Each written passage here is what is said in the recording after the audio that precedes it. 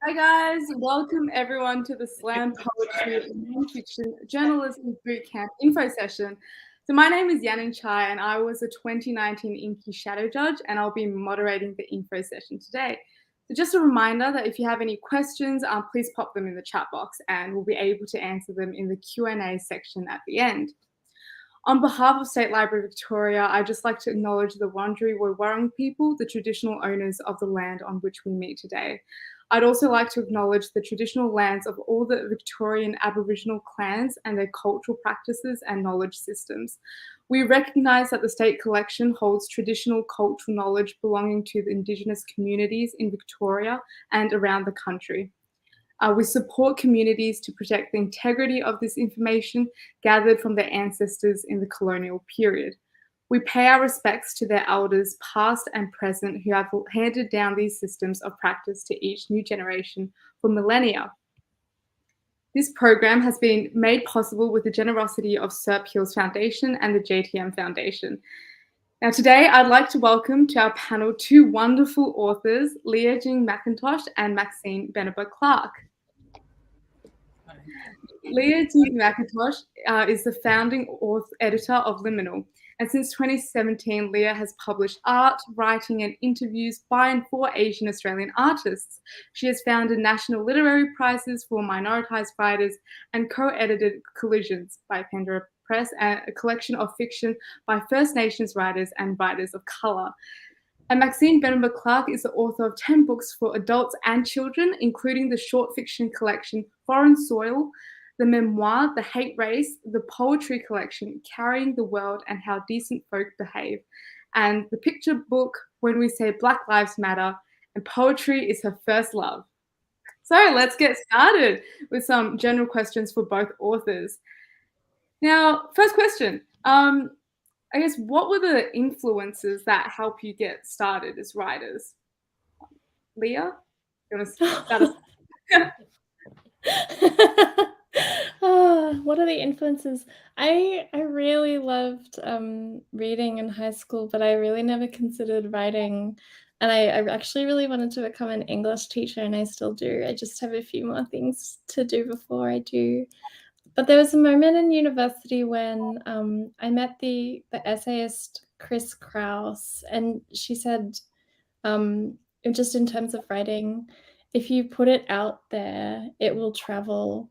And I really loved that idea, and it kind of allowed me to start writing and to start kind of making things with this idea that you can make something and someone somewhere will pick it up. But yeah, I'm not sure if that's an influence, but it definitely helped me to start writing. That's definitely such a great influence because we get inspired by other people. Maxine? Yeah, for me, the way I fell in love with poetry was actually through song lyrics. We didn't have a lot of poetry in the house, even though my parents were readers. But, you know, this was back in the age of the CD. And the great thing about CDs was you'd get those little liner notes, they were called, those little booklets with the lyrics in them. And I'd kind of, you know, sit in my room and study these lyrics and almost read them as poetry. And for me, that was my first introduction to short form writing, was reading the lyrics of hip hop artists, or, you know, whether it was, you know, at that time people like Tracy Chapman, or, you know, whether it's kind of Destiny's Child or TLC, you know, those were kind of the first poems I fell in love with were lyrics. Yeah, that's great. Yeah. So I guess from the influences to actually like creating like your stories or poems, how did you like begin finding your writing voice? I feel like I'm still finding mine, but Maxine's bio is terrifying. She's the author of 10 books. So I feel like, Maxine, you've got a good answer to this one. Oh, I feel like, what you said, Leah, you're always finding your voice. With every book or project, you reinvent yourself. But I think probably you experiment more with form later in your career, whereas kind of, I suppose, the way I write poetry really has solidified. I have kind of a style now and a meter now that I generally don't tend to deviate from. And I think the answer is just practice, writing and writing and writing and writing and working out where you went wrong and where you went right. And there are things I wrote 10 or 15 years ago, or even when I was in high school, that I'll find today and think, oh my God, I can't believe I wrote that. I cannot believe. And then there are other things that I'll pick up and think, this is okay. Like, this still kind of sounds like, I'd write it better if I wrote it now, but it's kind of the similar style. And so, looking back on those things, I can kind of see the progression of the things I left behind and thank goodness realized weren't working. And those things that I thought, I think there's something here, and kind of carried them through. So I guess the answer is lots of writing and lots of reading as well, working out what I liked in other people's work. And I won't say stealing, but borrowing, the things that might have worked in the work of the artists who came before me. I feel really similarly. It's nice I like thinking about writing as like a conversation with other writers. And I feel like when you start out, you really are not borrowing, or just seeing the shape of what other writers are doing and seeing if it suits you, and then seeing how you can make your writing suit yourself in a way. So it's like this, I feel like I'm still there. I'm still looking to other writers for a lot of inspiration in my writing, but I think I do have a bit more of a voice, and it's just through, as Maxine said, writing, but then also reading a hell of a lot. Definitely, like the creative process, or you can say it's like a journey as well. Journeying to find your voice can be quite fun and difficult at times. So part of this process, I know you guys have described the parts of it that you really enjoyed. Which parts do you think are the most challenging for you? Oh, I think still for me, the blank page, that getting started, or when you have that writer's block. And that's partly why I got into slam poetry, I think, because it was kind of like saying a line out loud and then remembering it was so much less daunting than starting that one line on the page. But yeah, I think to me, that's still empty space is daunting as a writer, particularly if you have some kind of a deadline that you're working towards and you have to get something done. I kind of like the deadline because it means I have to get something done. It's like I actually maybe that is my issue, is it's like one of time. I always find it really I feel like I can always start something, and if I have a deadline I can always finish something, but that middle bit where you're really thinking through, is this precisely what I mean? Could this be said like a better? That's always I find that really difficult personally. Maybe I should try slam poetry. Give it a go. Take my class. I'll be there.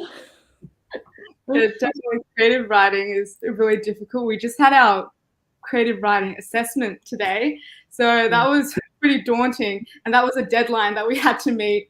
And I know it was it was a bit challenging, but I kind of enjoyed it. So I guess whether it's at school or anywhere else, like we're exposed to creative writing. So I guess moving towards the topic of the workshops, what can teenagers expect to learn from your workshop, and like how will teenagers benefit from partaking in your workshop?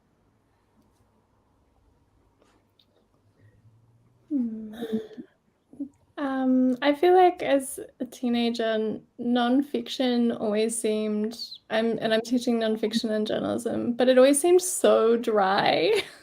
And you always had to write essays for school, and they felt really unwieldy. And I hope that together in the workshops that I take, we can kind of inject some life and some love into a form that I really love now, and kind of learn what exactly it can do, because it can do so much more than I think a lot of people think it can. I think for me, I'm wanting to just introduce people to my love of spoken word, and find out, hopefully, people who take the workshop, give them some ideas of things to read. We'll explore some young slam poets who are kind of around at the moment and the kind of things they're doing, and get a feel for, I guess, the different modes of performance, the different styles of poetry that can come out of slam. And things like, how to get past that fear of standing and performing in front of someone. Definitely. I think Maxine and Leah both have like really great stories and poems and I guess non-fictional journals that they would like to share. So would you both like to read something of your own work just to give the audience a little taster of what your work sounds like? Maxine, you go and I'll find mine. Okay, I'll read a poem from my most recent book. It's a poetry collection, How Decent Folk Behave. The poem probably needs no introduction. It's called Generation Zoom. In the third week of the pandemic, schools started closing, workers were sent home, and they started to call the youngsters Generation Zoom, named, of course, for that video app all of them seem to use.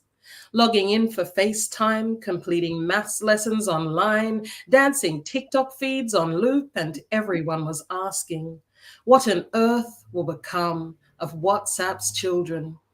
Visiting friends through cracked iPhone glass and advised to stay away from their own mama's arms, who weren't allowed to warm to touch.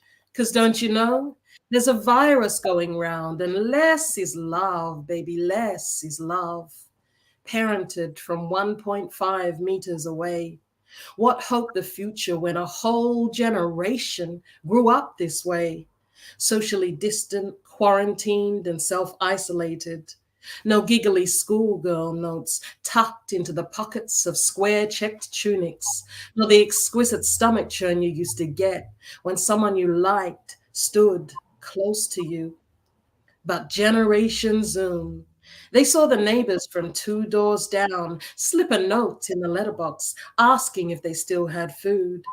Generation Zoom streamed bitter fights in supermarket aisles over toilet paper and baked beans, but they also saw us learn how to grow the world from seed. How the cities, silent, were so beautiful. How for the first time in so long, Dad was home, and he vacuumed and forgot to act like dinner was his due. And all the family were on the same time frame in the same house, defrosting bolognese and bickering and bunking in.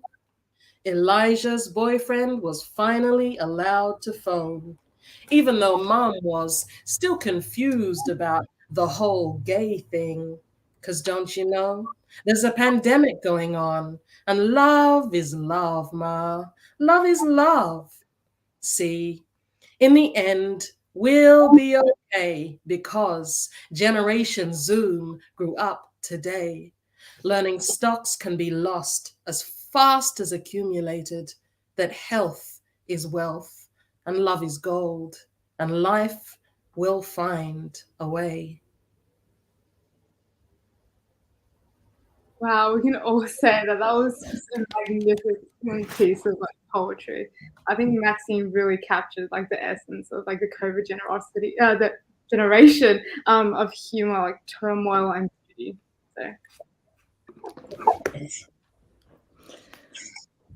So That was beautiful. Thank you so much. I think someone in the questions asked if we were readers in high school, so I thought I would read from a piece from the Anjin Quarterly where they ask writers what they're reading, and this is just the start. What I'm reading. My housemate plants sunflowers for the summer and they all bloom in a row and all die in a row, and then a few months later, in late autumn, a single sunflower shoots up all alone. One day, late May, he finds me in the kitchen spilling an early coffee. He gestures outside and points down low. "Here is the last one," he says. We watch it wobble in the wind, unseasonably warm. It begins maybe like this. In 4th grade, when my father is diagnosed with cancer, something pulls me inward, holds me in place. I spend the year in other worlds. I read at recess, I read in the car, I read in the waiting room, sitting in sticky plastic chairs. My mother remarks 2 decades later, "You still read everything." It's not so much interest, but compulsion to read appliance manuals and hotel instructions and license plate numbers. She asks me when the pool will close, and I say 8 p.m. I'm walking with a friend along a huge drain, or maybe it is an artificial river, or both.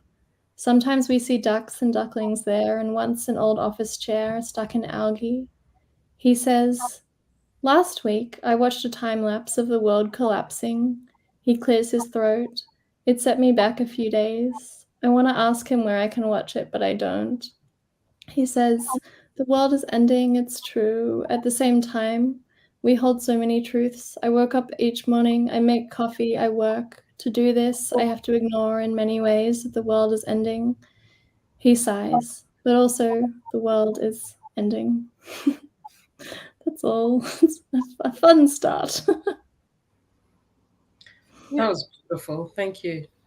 Yeah, that was really, really poignant. I'm sure the audience loved that. And now I guess we're moving on to some more specific questions. Um, why don't we start off with Leah? So I guess a lot of times, like as you mentioned before, like nonfiction is viewed as like difficult or overly academic.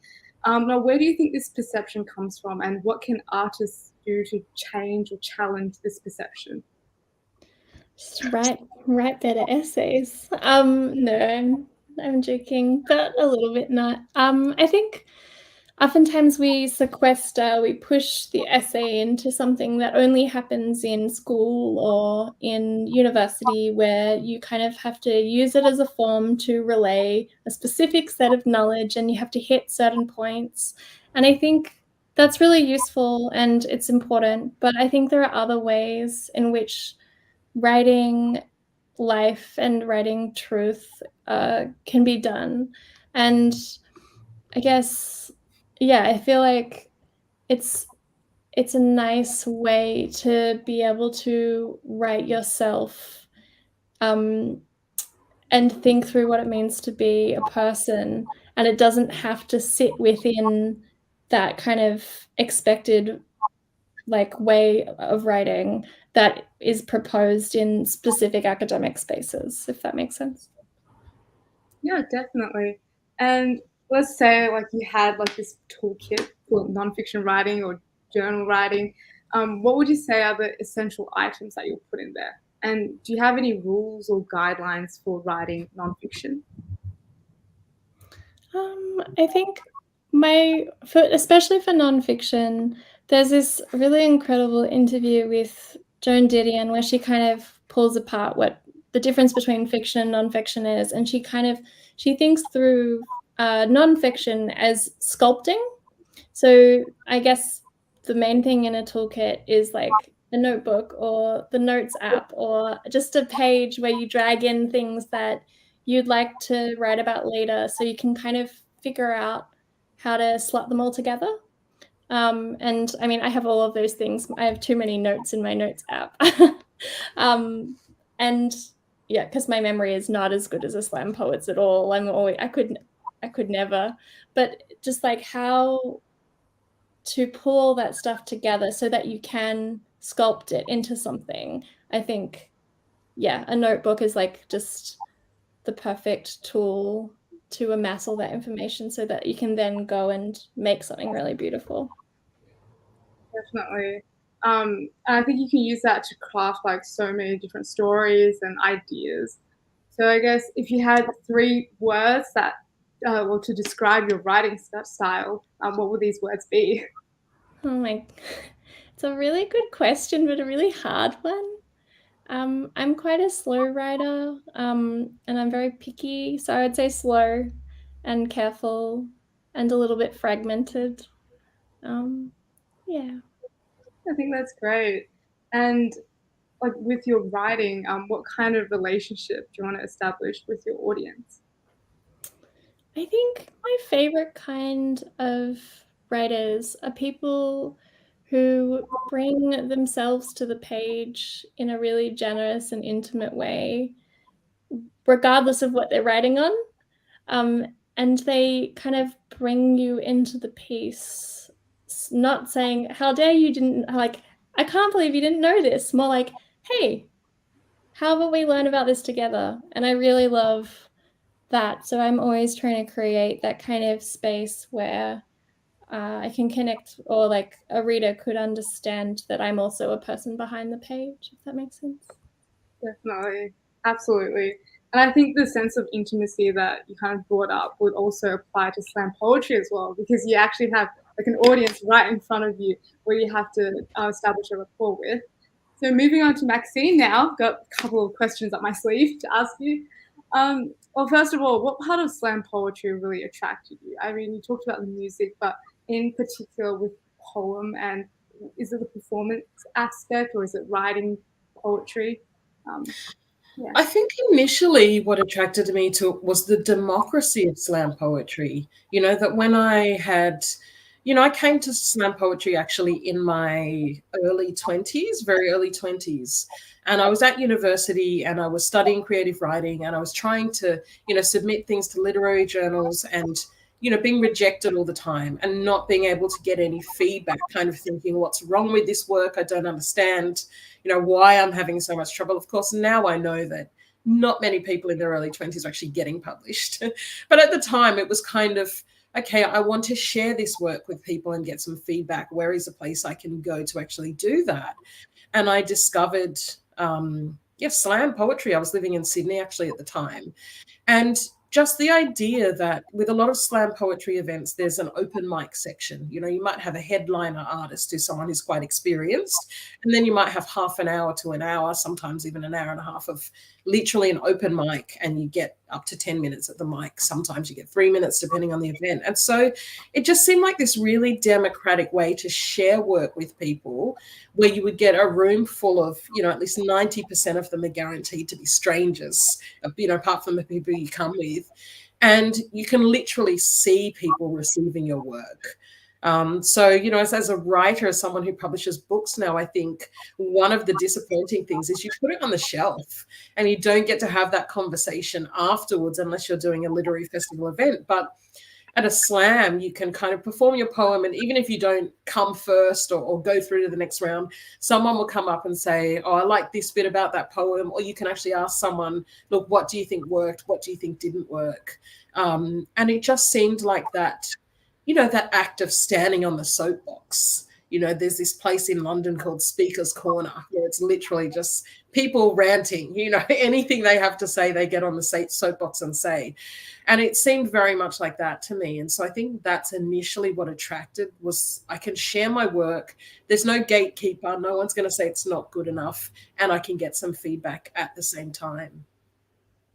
100%. Yeah, I guess like adding on to that feedback part, because some people believe that like once a poem has been delivered, that it's like the be all end all, that's the end product, while other people like to tweak it and experiment with it. So like, what's your take on it? Like, do you like changing your poems according to feedback, or do you like to keep it the way it is? My poems definitely evolve. And I think the thing about slam is it's like, I mean, I shouldn't compare it to comedy because it's so different in a lot of ways. But it's like if something doesn't work, you're not going to keep performing it, because that experience of performing it and it's falling flat and you're losing the attention of people in the room, you're either going to drop that piece or you're going to go back to the drawing board and say, there is something here, but I need to craft it into something that will hold people's attention and that will say what I want it to say. So I think not so much, I probably edited more in the slam poetry sense than I do with poems on a page. I still do tweak them, and they still do go through several, 20 or 30 or sometimes even 50 incarnations, but they're not kind of edited in the same way in terms of responding to direct feedback. And that feedback no one might say anything about the poem, but when you have a room full of people, you can see that, okay, at 1 minute and 30 seconds, the whole room just wandered off, So I've got to go back and work out what it was. So yeah, I think that's the really helpful thing about sharing work, or even getting together with other slam poets and saying, let's just get 5 of us together in a room and deliver work and have discussion about it. I think it was a beautiful thing for my early writing, because it was like free editing, and you get the opinions of so many different people that you can quite quickly work out that, okay, well, 10 people said that, so maybe I'll look at that. Yeah, definitely. It's so good to like listen to what other people like have to say, and then I guess they contribute to your work, and then make so many changes. But then you can choose which ones to add or take away, and it's kind of like building a it's like building a little castle. It's pretty magical as well. And I guess poets are often portrayed as being overwhelmed with so much inspiration, having to write everything all at once, like out of the blue. Like, have you ever really experienced that, or have you experienced a time where your mind is just blank and you have no idea what to do? And if that happens, how do you kind of overcome that problem? Yeah, I think writer's block for me, you always have it at some point if you're a writer. And for me, I either deal with it in two extreme ways. I either completely take a break from writing if I have the liberty to do that and I don't have a deadline. Sometimes sitting in front of a blank page, going for a walk is sometimes more useful than just sitting there. I'm just going to go and watch a movie and completely wipe my brain and do something different. And I think the other extreme way is just, what I call the ideas vomit of, I have nothing, I feel like I can't write. So let me literally just get a page. And it's almost like that grade 3 thing of the teacher goes, now we're going to brainstorm, and gets out the butcher's paper, And it's just, sometimes it'll be words, or sometimes it'll be, something I saw down at the park that I think would make a great poem, or sometimes it could be, I really like the color orange, just random thoughts. And then when I'm ready, I'll sift through those and see if there's anything there that I can use. And I think it just takes the pressure off once you tell yourself, this is literally just an ideas dump. No one is going to see it. I can burn it or throw it in the bin, but there might be one thing out of the 20 things on the pages that will make a really good poem. And that can be a great way to just kind of, not write, but still be involved in the process of generating ideas.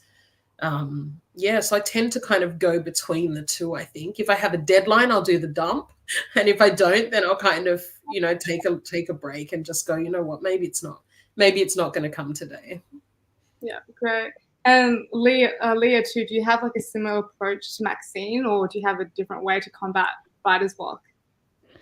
I was just thinking, I interviewed Viet Thanh Nguyen last year, and he has a rule, and this is for novelists, but it's 4 hours of writing or 1,000 words, which is wild to me. Wow.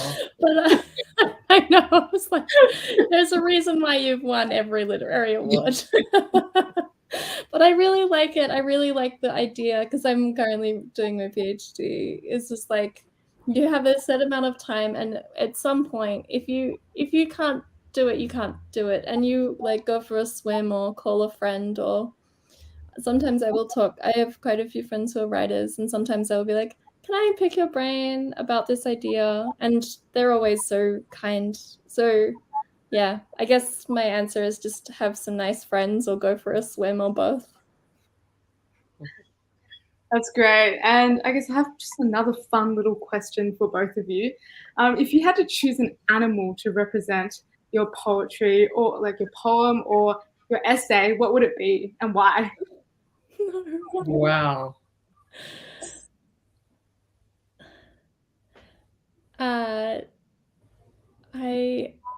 I played this funny funny game which is on Steam called Detective Frog, which is made by a Melbourne game maker. But during lockdown 5, I bought myself Detective Frog as a toy, and he like kind of walks around the island and like looks at things, and I love him.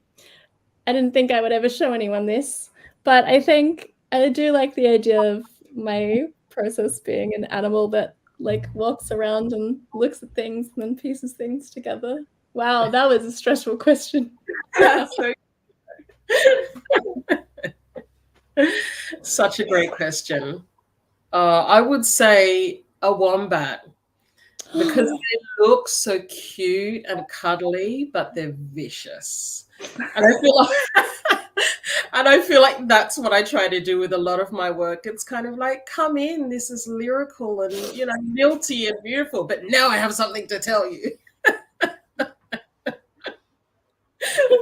had to mute myself because I was laughing.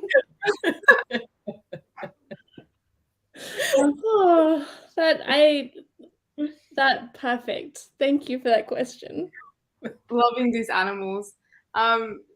Yeah, I just put it out here, like, thank you so much for the responses. Now we have some questions from the chat box, so we'll just move into our Q&A session here. I'll just read out some questions. Were you all readers in high school? If so, did it influence your achievements? And this person also said, you guys seem really sweet, so thank you for producing this. I mean, I read a lot, and I did all humanities subjects, and reading a lot just really helps with writing. And I think if you're gonna be like, I studied English, Lit, history, some other, like a few others, and art, and it was really, really helpful to actually like love reading in those subjects. Yeah, I was very similar. I was a humanities kid, so, you know, history, 2 Englishes, art, Yes. you know. And even, you know, like I remember doing art theory and, you know, later in university days, a lot of those movements, surrealism and, you know, those kind of things, knowing about those and reading about those actually helped me with my writing work as well. But yeah, I read voraciously as a kid.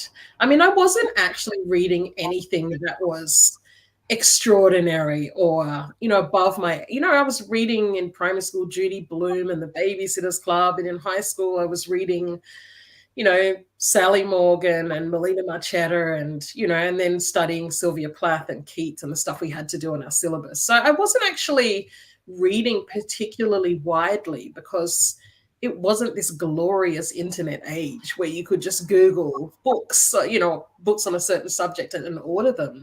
It was just kind of whatever fell into my home or my library or proximity. So it's very limited now when I think about it. And I think because of that, I truly read some terrible things, because it was like, I'll read anything, just, you know, put it on my desk. I was not very discriminate. Even if it was bad, I would still read it 3 times. I was like, it's there, it's a book, you know. Yeah, I'm the same, and I'm glad that you're writing, because now I just wish I could have read like The Hate Race in high school instead of, I mean, like, I loved Twilight, I guess, but it would have been nice to have some other stuff. Yeah. And then we have some questions concerning publishing. So, like, where would you suggest publishing your work, and like the costs of publishing a book?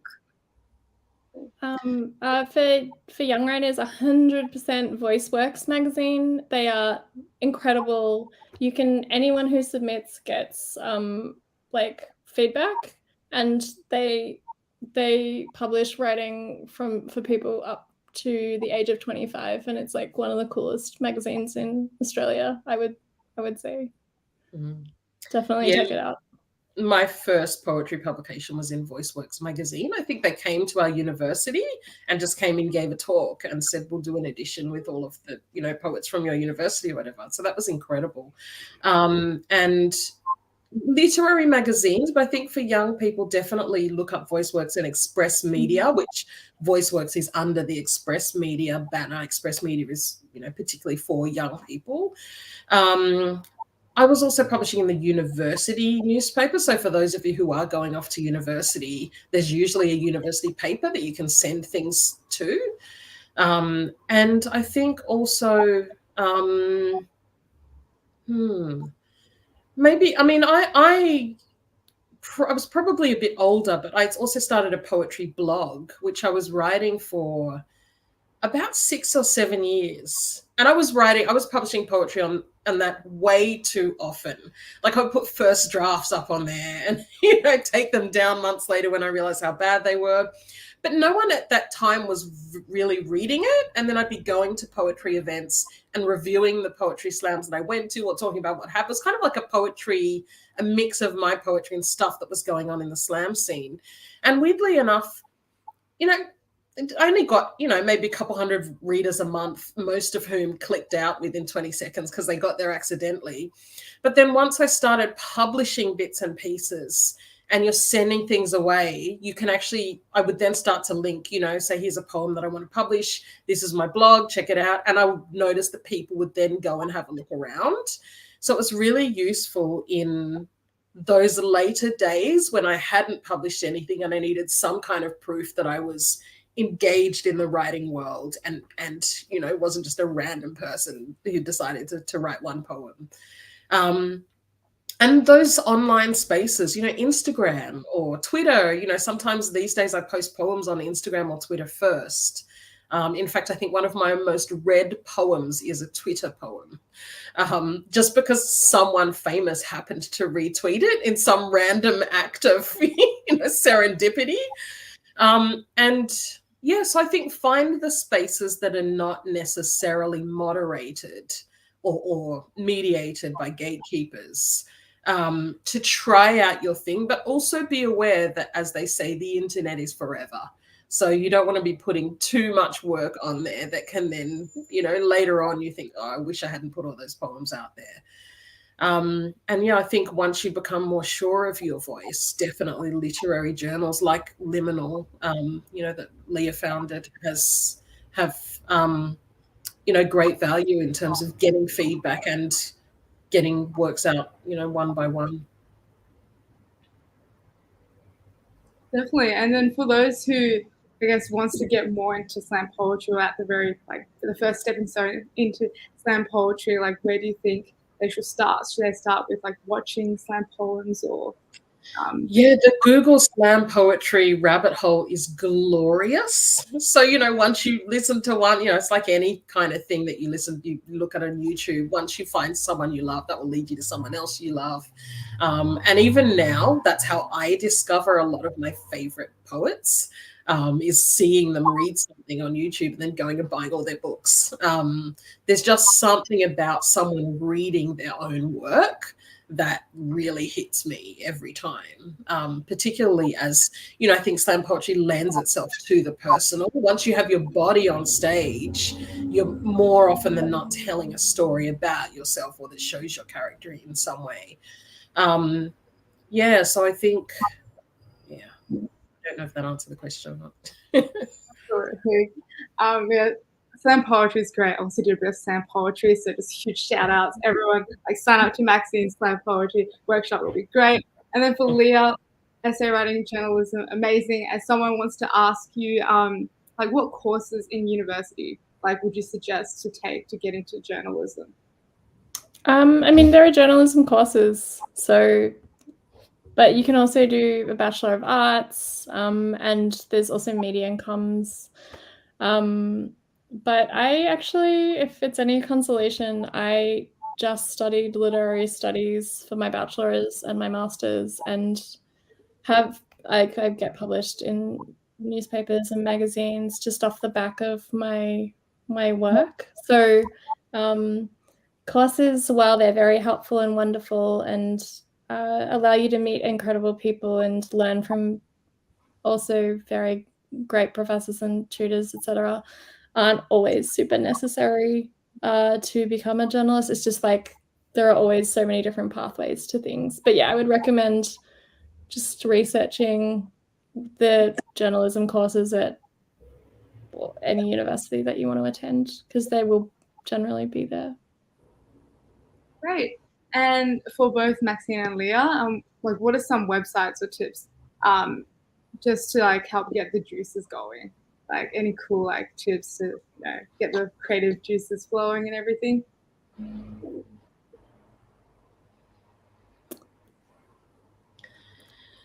There's a book by Catherine Devaney. I think it's called Use Your Words, I think, that has some great tips on just not being precious about writing, in terms of, here are some things that might generate ideas, this is the way you might like to try things. I think the whole aim of the book is kind of getting around that hesitation or that writer's block. As for websites, yeah, I don't think there are necessarily a lot dedicated to the act of getting started. I'm sure they're out there. I guess the way in which I find inspiration is just through consuming and finding things I like. But yeah, I'm sorry, I don't have a website for you. I think my key piece of advice in terms of writer's block is you're more likely to be hit with inspiration and to find it easy if you're working with something you're passionate about and something you either know a lot about or want to find out a lot about. And I think one of my classic mistakes, in the early days was either trying to write about huge, big themes that I thought I knew a lot about, but actually probably didn't. Instead of just thinking, I'm really stressed right now. Why don't I write a piece about being stressed, or a piece about having to do this exam, or, the pressure that's on teenagers. So I think, my one piece of advice is look close, look closely around you, look in your home, look in your circle of friends, look in your school, and find those things. When you find something that's fun to write about and that you're passionate about, it takes care of that bit. All you need to worry about is the craft. You don't need to go away and research and talk to a lot of different people, and that kind of angst, I think, over where to start kind of goes away pretty easily when you know the content. Right. And I think someone in the question box also asked if there's a way that they can professionally publish like hardcover books or something like that, rather than like online journals, I think. Yeah. There are a few prizes and things for young writers under the age of 30 or 25. Let's see. I feel like often with writing a book, you generally have to write the book and then submit it to publishing houses. Maxine, would you say? Yeah, definitely. I mean, look, in the early days when I was publishing poetry, we used to have, they don't do them much anymore, but we used to produce these things called chapbooks, which is like it's kind of like a zine, but a bulkier version. So you might have like 32 pages or something like that. And you'd print them out at Officeworks, and when you'd go to a poetry slam or poetry reading, you would sell them. And that's how poets kind of, if you went to a reading and you sold 10 copies and they were $10 each, you'd make $100. It was kind of the way like a poetry black market almost. But yeah, I think, and that still does happen. So that's kind of a fast way if you just want to get stuff out. And actually my very first poetry book was titled Original Skin. That's what it was. It was this tiny little chapbook that I would go and if you get, so you can get companies that will publish them and they'll give you what's called an ISBN, which is, that barcode number that means you can stock it in shops. And I was kind of stocking them myself. So I'd take them into readings and just say, can you put 5 of these on the shelf? And they'd do it. And that's how I started. So that's a good, I guess, a way to get work out there quickly. And then there are some online platforms where you can pay to upload your work and printed out if you want it in book form. But I'm not sure how costly it is, but you can get a model where it's a per book cost. So literally someone is ordering the book and it's print on demand. But in that mode, you're not necessarily going to be able to get your work out there to the broader public a lot of the time. It's just kind of family and friends and whoever you can manage to tell about the work. Definitely. Yeah. Oh, sorry. We just have two questions left. What's a quote that you live by that kept you going even after the struggles of not getting positive feedback?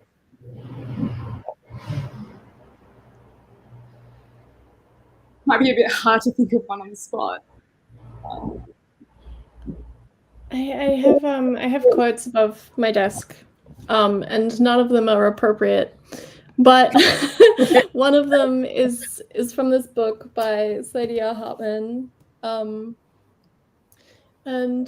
it is, failure and not knowing how to do things is really important. So I really liked the line. I was like, yeah, it's true. I don't think that's very helpful though. Yeah. I mean, I can't think getting bad feedback is always a bummer. Even when you get to the stage where you're getting books published and you know that this is going to get published, getting bad feedback, no one wants, it's like walking down the street and someone tells you they don't like your dress, But it's, I don't know, I guess one quote, and I can't even remember which of my teachers said it, but that only you can write like you, and that's your biggest strength. This idea of trying to write like someone else or trying to be someone else. And I think a lot of the early criticism of my work was like, no one's doing this, so who's going to read it? No one's kind of writing in this way, so therefore it's unpublishable. And in the end, I feel like that was one of the biggest strengths of that particular work, was that once it was published, there was actually nothing else like it, in that. I mean, there were similar things, but, there were particular curiosities of this work that weren't repeated anywhere else. And so when you get bad feedback, I think that's something to hold on to, is if you can find your voice and you can keep going and you can make your voice so distinct that it's, when you think of your favorite writers, they're often people who have a really distinct stylized voice. You pick up their work and there's just something that's, familiar about it, and you love it and you feel like you're in safe hands. And if you can find that thing for yourself, then you can crack writing. And I think the second quote would be that art is never finished, it's only abandoned.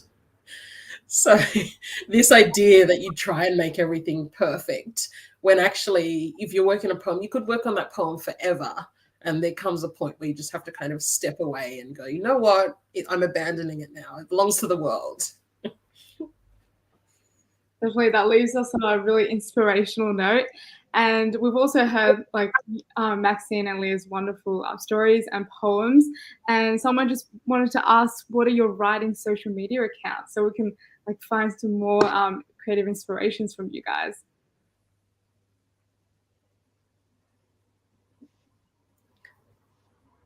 No. Good. Check out Liverpool. I guess. I was just on mute. Oh, sorry. I'm at Leah on Twitter, and liminalmag.com is the magazine I edit. I'm at Slam Up on Twitter, which is funny because I don't do slam poetry that often anymore, but I was so into it when I started my Twitter account that it's at Slam Up. And on Instagram, I'm at Maxine Beniba. Great. We'll all love to check out those, the writing on your sites. So thank you everyone for joining us today, and it's been absolutely wonderful to have everyone here this afternoon. And I hope you found that interesting and beneficial.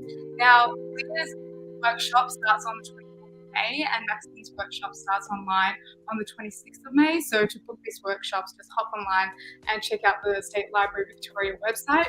Thanks again to our amazing panelists, Leah and Maxine, for their detailed, inspiring, and enthusiastic responses. Thank you, everyone. Thank you, Yana, for such wonderful questions.